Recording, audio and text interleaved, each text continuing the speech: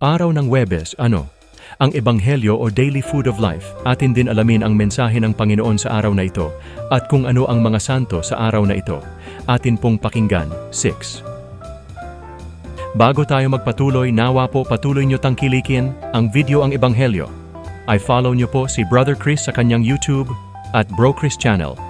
Follow, like, comment, and share. Thanks for watching and listening. God bless you. Tayo'y magpatuloy. Sa Ebanghelyo ngayon, ayon San Juan chapter 15 verse 9 to 11, makikita natin ang mga sumusunod na aral at mga puntos. Una, pag-ibig ng Diyos. Sa talatang ito, ipinapakita ni Jesus ang kanyang pag-ibig sa atin. Sinasabi niya na tulad ng pagmamahal ng Ama sa kanya, gayon din niya tayong minamahal.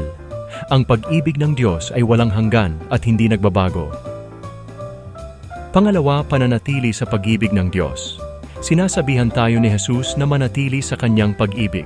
Ito ay nangangahulugang patuloy tayong mabuhay sa ilaw ng kanyang walang hanggang pagmamahal, sa pamamagitan ng pagsunod sa kanyang mga utos, at pananatiling tapat sa kanya, mananatili tayo sa kanyang pag-ibig.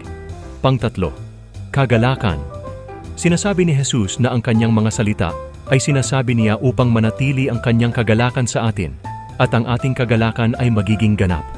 Ang kagalakan na ito ay nagmumula sa pagsunod sa Kanya at pagkakaroon ng malapit na relasyon sa Kanya.